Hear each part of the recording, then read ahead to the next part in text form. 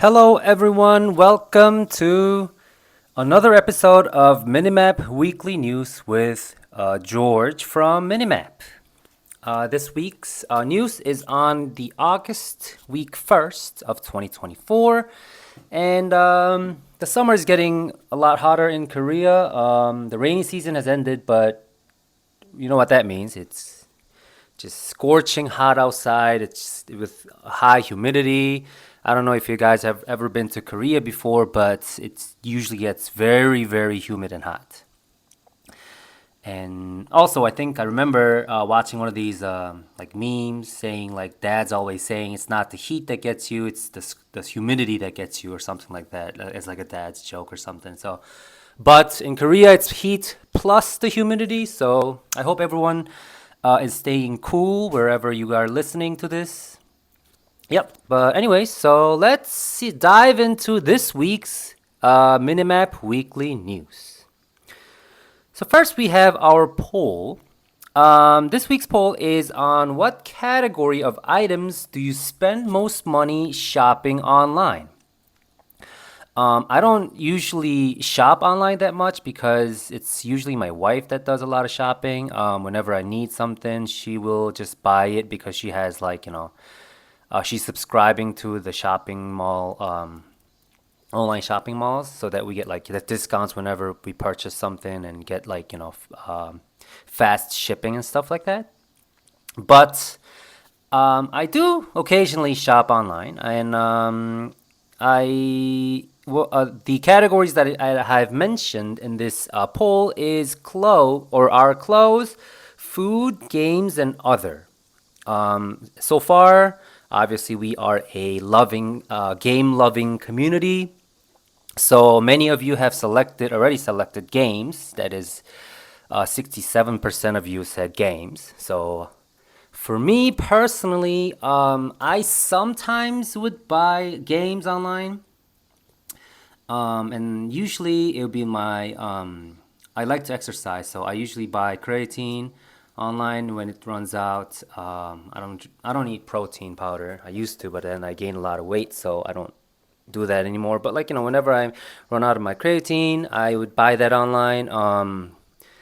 Once in a while, I like my gym glove. Sorry guys, I do wear the gym gloves. But anyways, the gym gloves would rip off, and I would just buy that. So it's basically or usually like 70% of the time when I shop online, 60-70%, I would say like gym or exercising related stuff.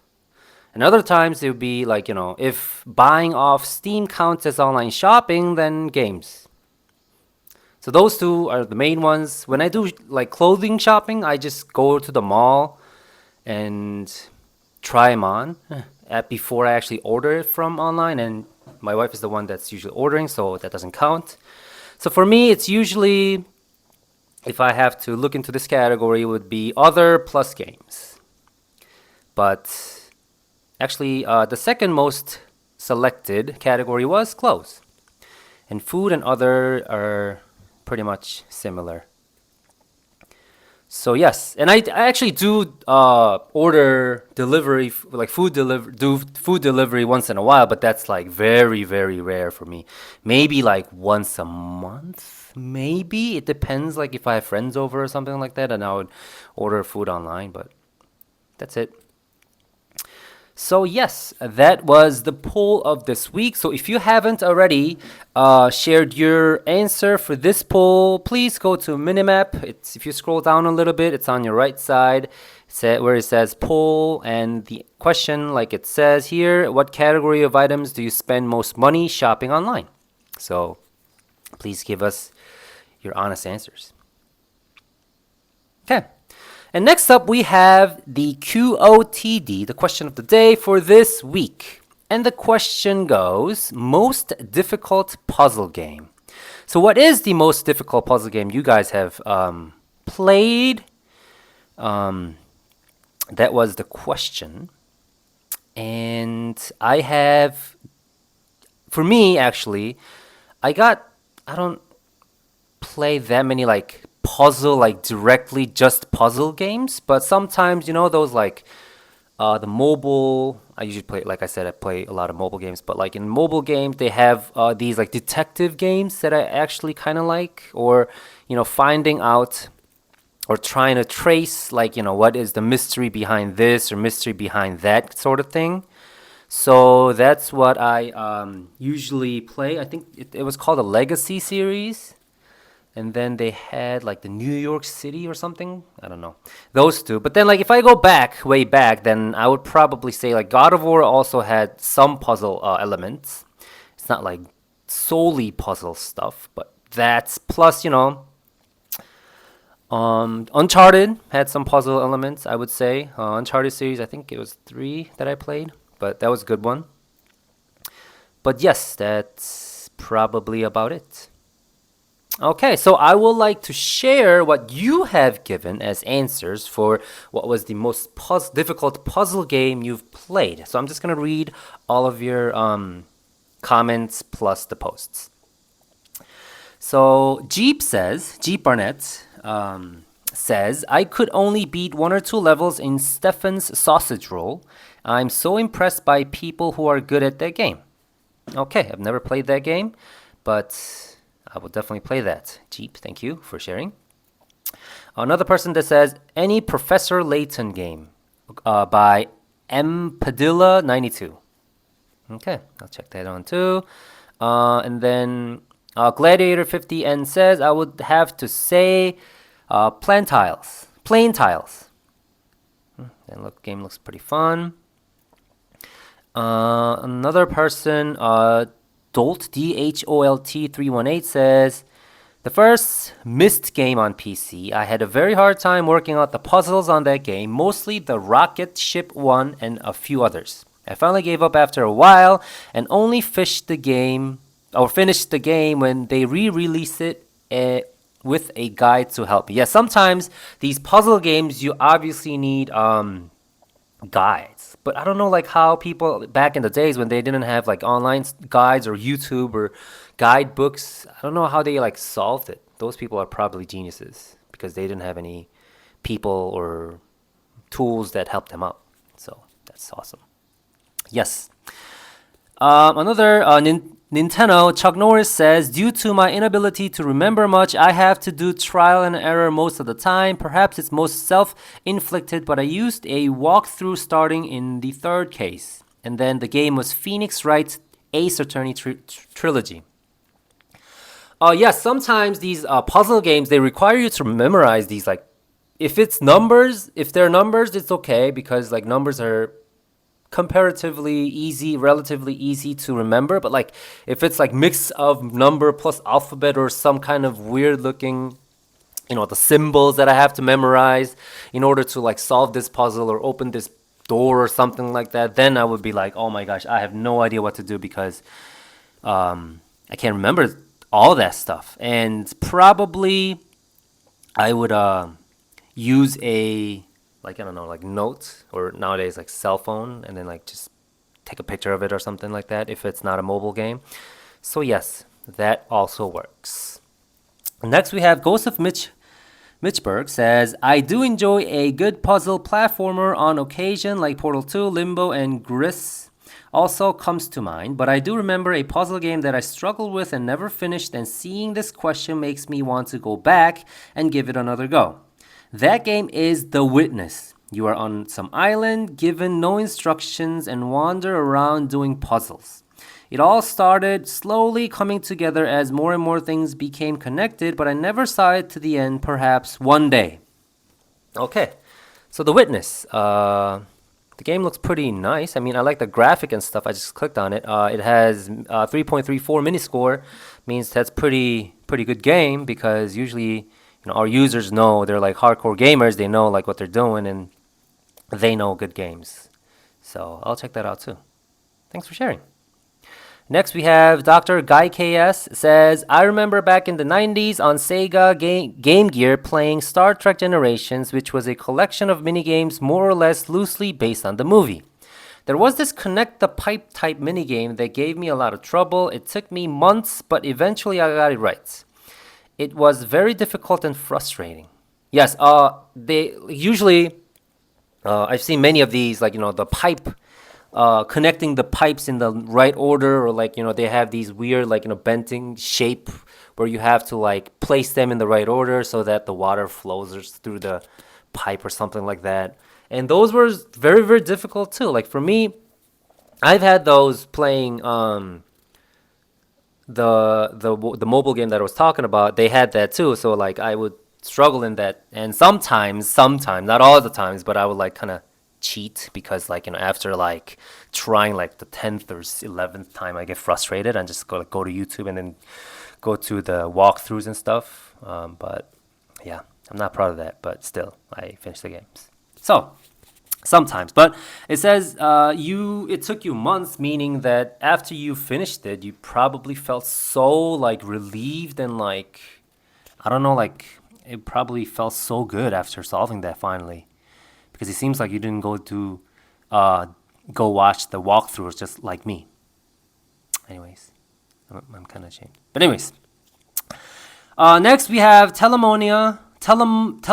Sorry, I'm so bad with pronunciation. Mist, definitely missed. Okay, I think someone else mentioned mist. My uncle had it when I was a kid. I thought it looked nice, so I also wanted it. Don't think I even passed the first puzzle. Had notes and whatnot. Little did I know that besides repainting my broken dolls and providing games, uncle was also some fancy pantsy super brain engineer. So your uncle, who was a very genius, smart engineer, brought you this game. He knew how to do it, but you didn't. So that was probably not a nightmare, but like, not that good of a memory, I guess. Because like, sometimes if the game gets too frustrating, it's just like not fun anymore. But anyways, yes. But once you actually solve those puzzles, it feels so good. I don't know. I can't even describe that. Probably like jump out of your chair and like start clapping or shouting or something like that. I don't know. Okay, next we have Arcturus saying the turning test. Finished this game, got all achievements, but it took me a while to do so. I can say that my patience is good. Yep, patience wins everything. If you keep trying, at one point you will be able to solve it. Awesome. Next we have Suburban Hell saying, ashamed to admit it's Portal. I've never finished either game. Okay, Jeep, do you have any comments on this? Yes.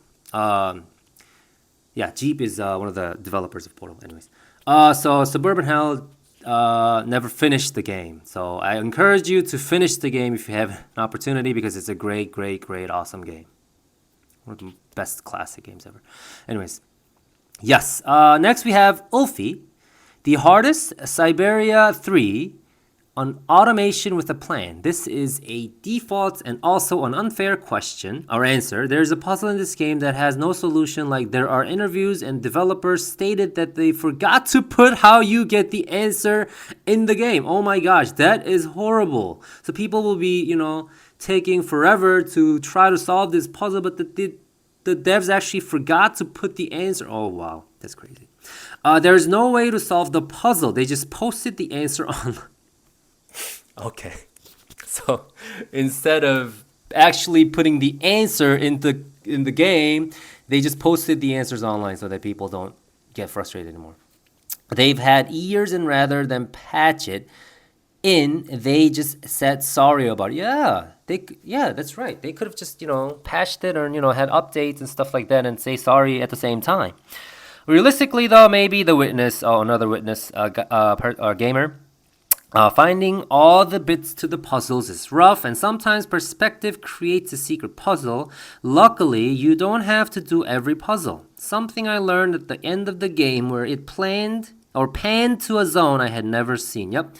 So sometimes when you're solving a puzzle, or this actually goes the same with like our lives, I guess. Looking something at a different perspective might give you a whole new world, introduce you or guide you to a whole new world. So yeah, let's keep that in mind. Next we have Pixel Tie saying, I am a huge puzzle. Oh, I'm sorry. Wolfie also tagged Final Fantasy VII Rebirth too. So I guess it was one of Wolfie's games that had a difficult puzzle, I guess, element. Anyway, so next we have Pixel Tai saying the game is Baba is You. I'm a huge puzzle game fan. I'm usually pretty willing to bang my head against the wall until I come up with a solution, but the one game in the genre I've never been able to complete is Baba is You. I love this game. It's fantastically well designed, but it got to a certain point where I don't think I have the lateral thinking capabilities to solve its puzzles. Yeah, keep up the work. Hopefully you will complete it when you have enough time to play more. Next, we have Sydney K. I say, I don't know if this really counts or not, but in the original Pokemon Diamond version, I was stuck for 2 full years. Oh my gosh, Sydney. At the section where you need to move the Psyducks out of your path. The answer to this tricky puzzle, which was to get headache machine for them on the other side of the map, evaded me for so long I gave up on ever completing the game. The only reason I found the answer was because I spent a day walking around random towns and talking to every NPC, and I just happened to talk to one who gives out the medicine. I've never been so happy in a game before. Nice. So like usually in RPG games or open world games, you have to kind of like talk to every single like NPC so that you can figure out a way to solve a puzzle, which takes a while to do. Next we have Sir3 Zeus saying, that's a good question. I faintly remember younger me trying to solve a game and giving up, but for the life of me I can't remember. Haha. Okay, so you didn't mention a game or anything, but it's, yeah, so it's like once we're kind of grown up, some of the puzzle games you've been stuck for a long time, or you had been stuck for a long time as a kid, it kind of becomes like so easy and trivial that, oh my gosh, like why was I stuck and like not able to figure out the answers for that long?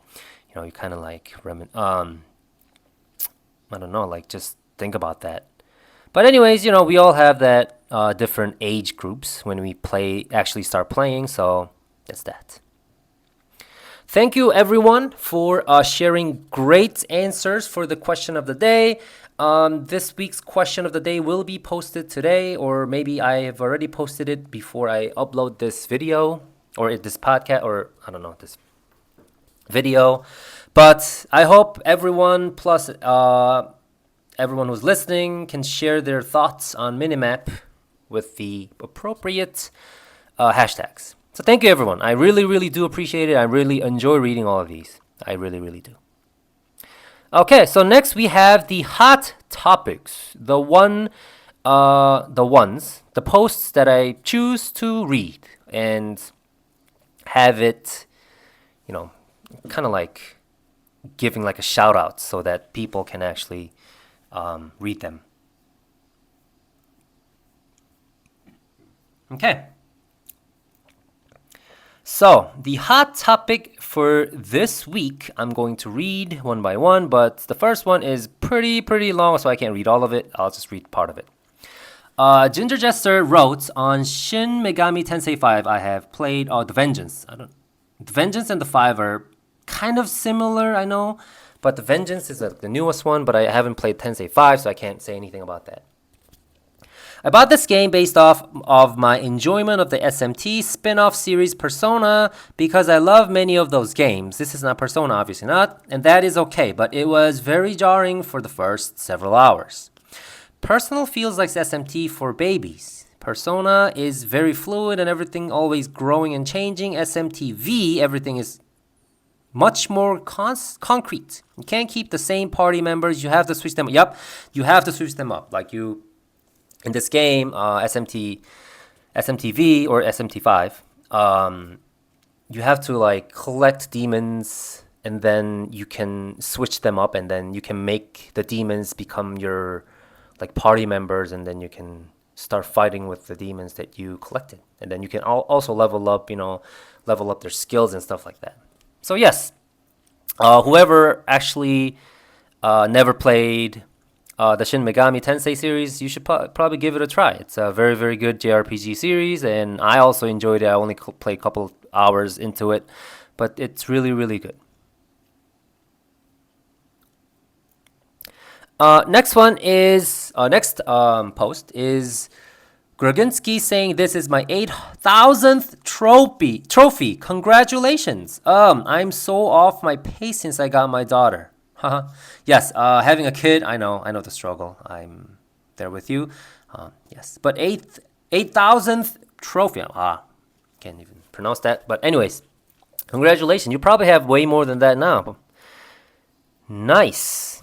Next is from Duchess of Hyrule saying a review on Tales of Arise. My first foray into the world of Tales games was from watching my brother play Tales of Symphonia Remastered when it was first released, and I remembered thinking to myself, wow, this game is boring.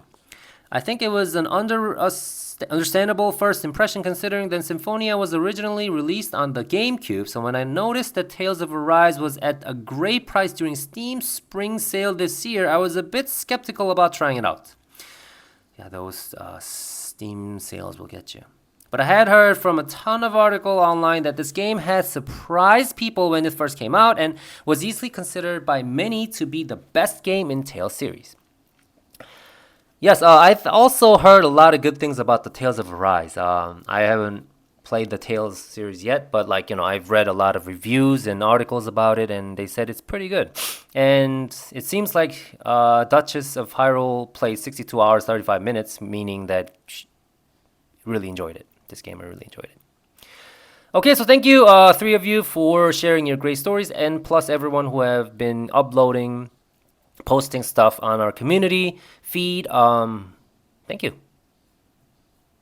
And hope to read more awesome things that you guys share on the feed. Okay. Next, we have the recommended reviews. This one is dedicated only to the reviews. So I'm going to read three of them. First is from Pixel Tie on Viewfinder.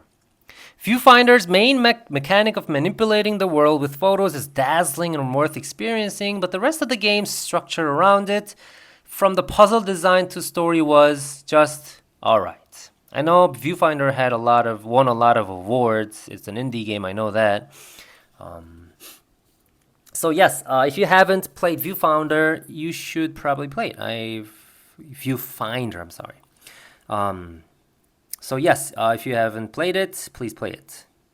I'm just going to read one more sentence. In the Viewfinder, the debut title for the indie Sad Owl Studios, your journey into a virtual reality world chasing down research that a group of engineers had been conducting to try and solve Earth's climate crisis. Wow, that sounds very intriguing. And Pixel Tie uploaded several pictures and basically wrote like a whole essay about this game. So if you're interested, just please go to his post or go to his profile and then click post, or you probably have to, request follow before you actually can view this. But yes, Pixel Tie, thank you for sharing this awesome game review. Next, we have Jupe for real on Teenage Mutant Ninja Turtles, the Kawabunga collection. Let's see. Gave it 4.5. Controls 4.0. Graphic is 5.0. Sound 4.0. Narrative 4.5.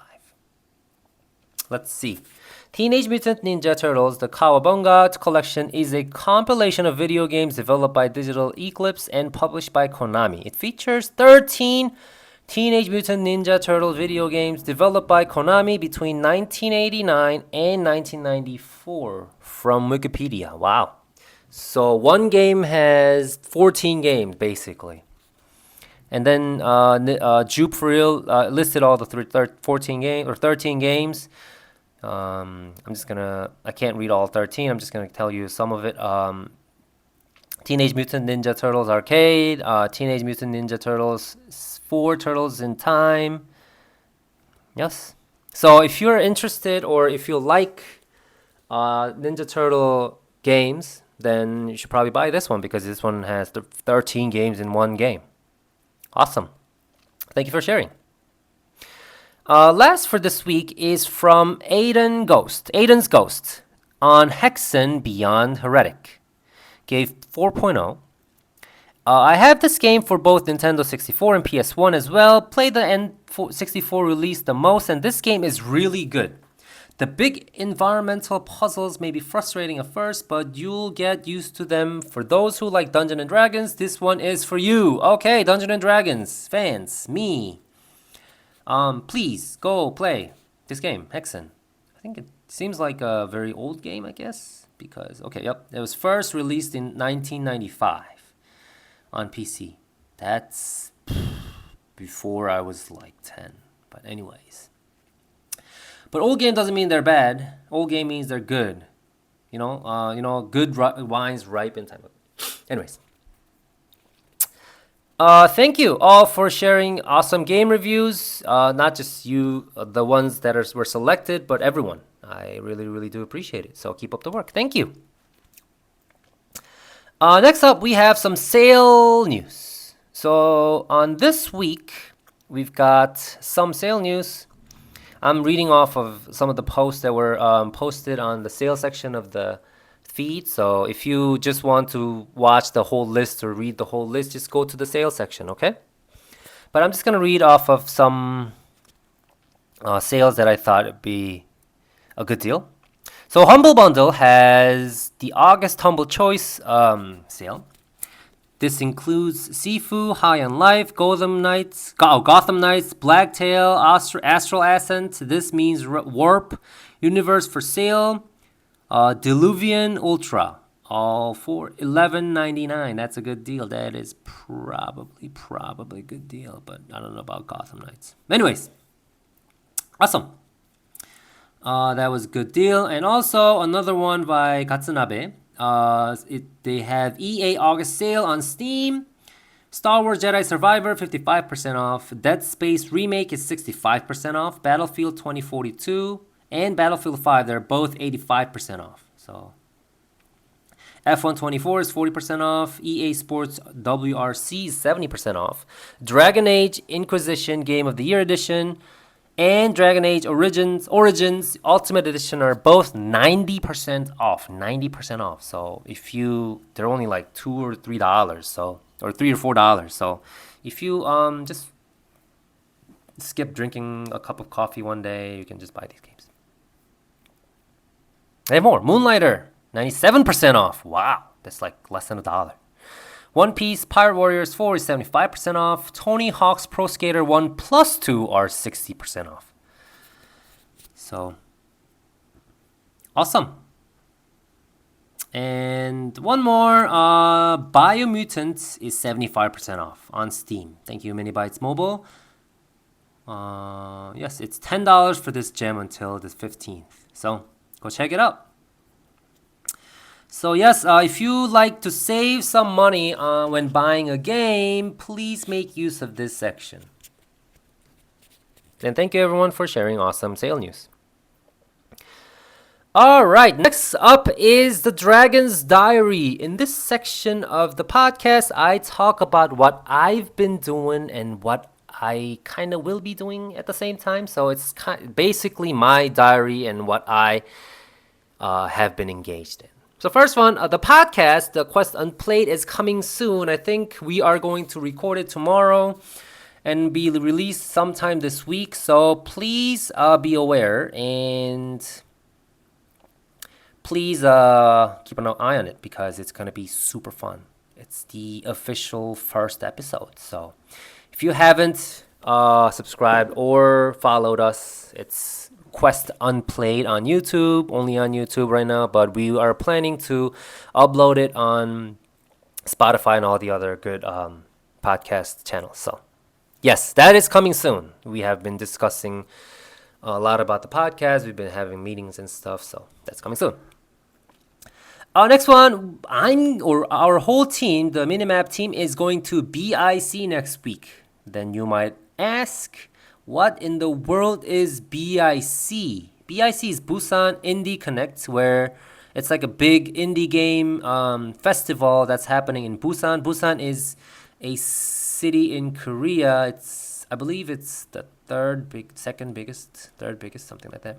It's like really, really nice city in Korea. It's right next to the the ocean. So like they have really really good beaches, good seafood, and all that. So that's happening next week. I think it is happening from August 16th till August 18th. So if you're ever in the area and want to say hi, just let me know. I don't know if anyone is in Korea, but if you guys happen to be in Korea and are happen to be in Busan that time, please come and give me a holla.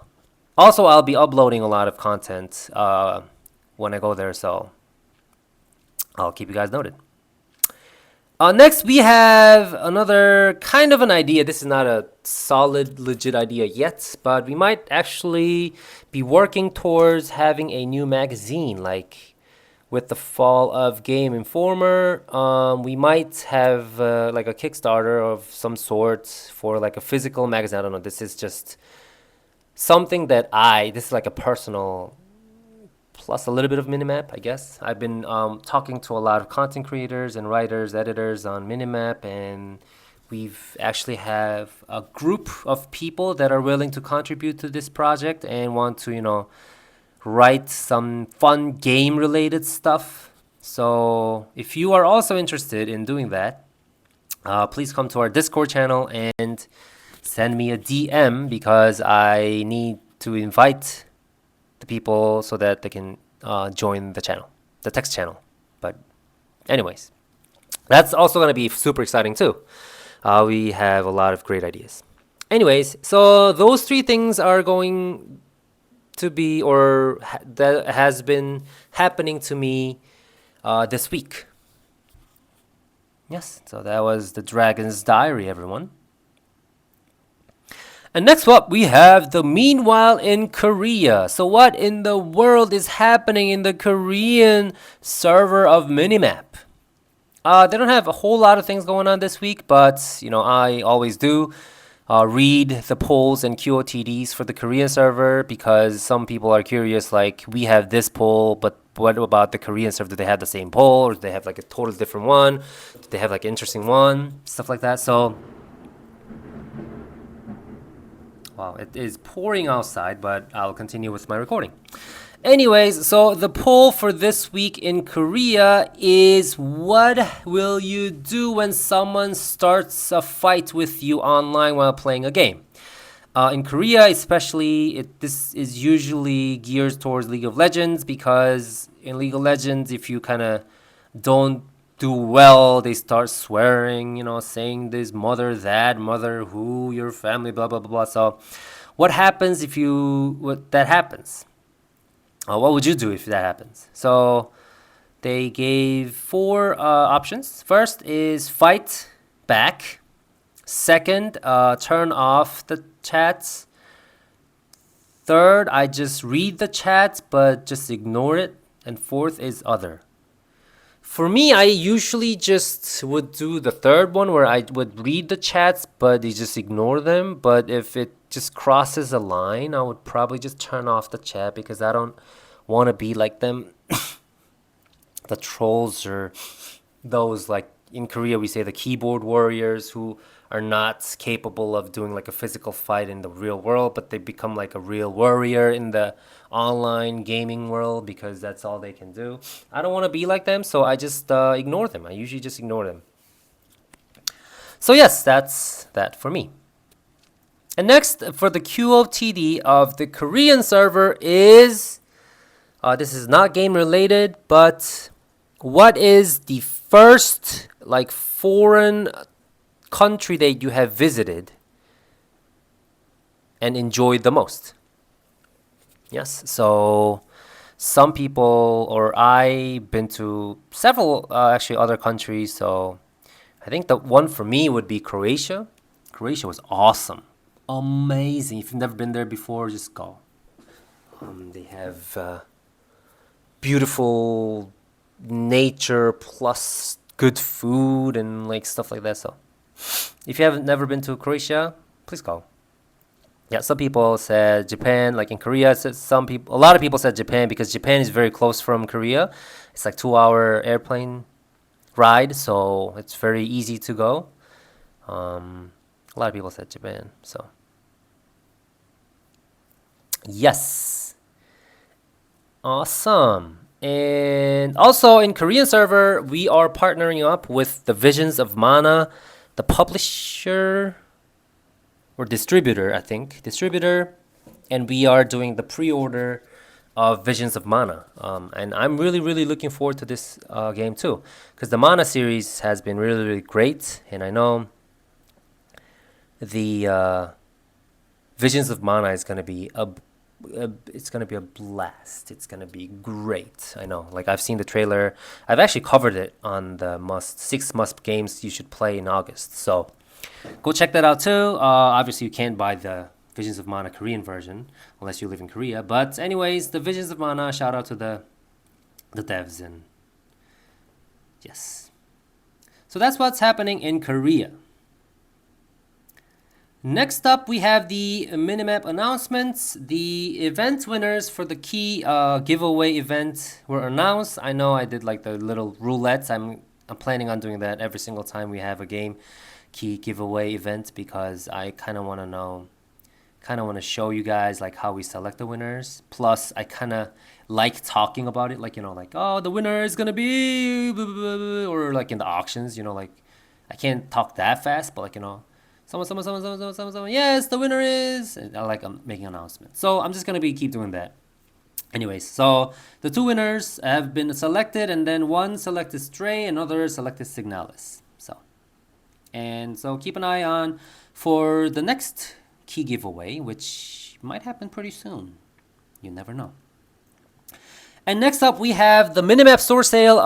If you haven't bought anything from or if you have never visited a Minimap store, we also do have our store where you can buy a lot of amazing indie games, and the sales is going on. A couple games are on sale. The first one is a Street Cat's Tale. It's 50% off. It's $249. Yes, that's right, $249. And the sequel of that game, a Street Cat's Tale 2, Outside is Dangerous, is 30% off at $979. So that's a pretty good deal.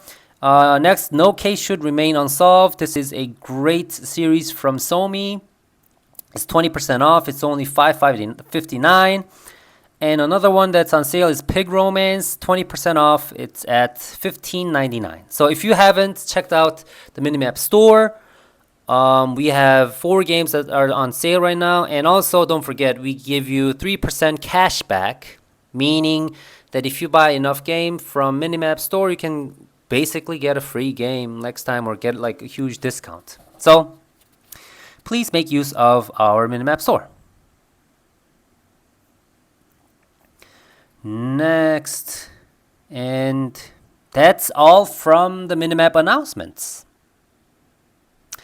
And that is all for this week's episode on Minimap Weekly News. Thank you everyone. I really, really appreciate every single one of you for listening or being on the community or giving me feedbacks. I've been engaged in a lot of communications with the Minimap users. So if you have any questions, suggestions, feedbacks, whatsoever, you just want to get to know me, or I just want to talk to you about this, or I just want to talk to you about my grade in college or high school, whatever.